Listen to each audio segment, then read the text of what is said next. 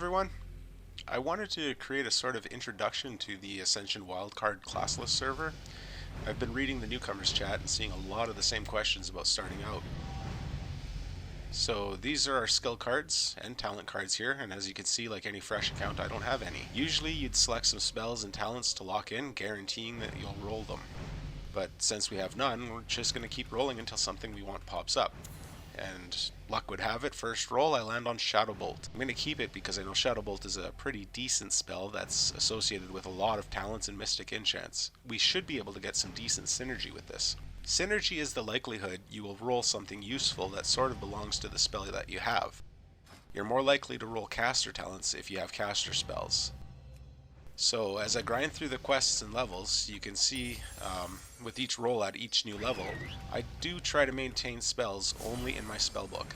I don't want Sinister Strike in there because it's going to want to synergize with rogue or melee talents which don't benefit me, so I roll it out.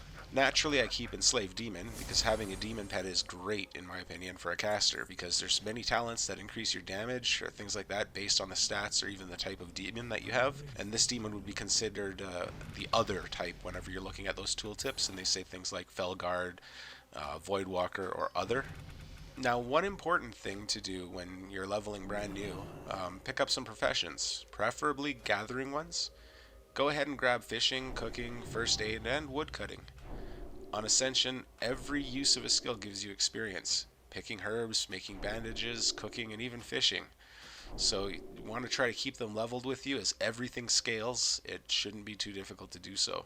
Sometimes it's useful to check on your cards every once in a while, as you'll find skill cards and talent cards as drops from various enemies around the world. When you loot one, just right click on it and add it to your collection, or your deck if you will.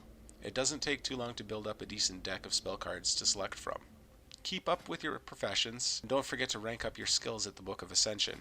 These NPC ones outside of the inns and starting areas, they're only useful up to level 15. Beyond that, you must use a book that's summoned by another player. You can get these books from the auction house for around 700 gold usually. They're also on the web store. Our first goal, gold-wise, is to obtain the epic mount training, so even though you may begin with the ability to ride a mount, you still need to purchase training in order to unlock later levels of riding.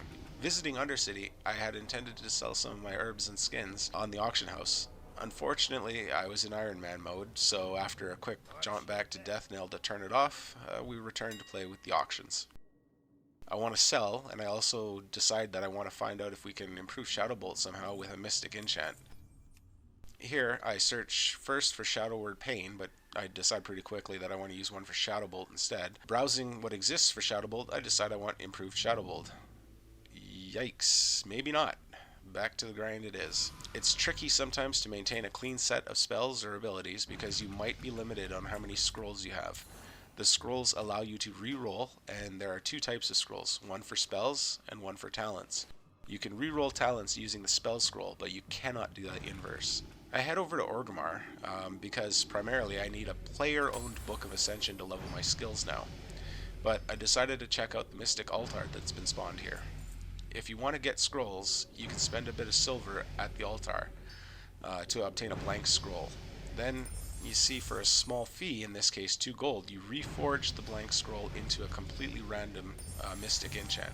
As you can see, I got unbelievable luck as I rolled the improved Shadow Bolt mystic enchant on my very first roll. It does cost a currency that's called Mystic Extract to be able to apply a mystic enchant.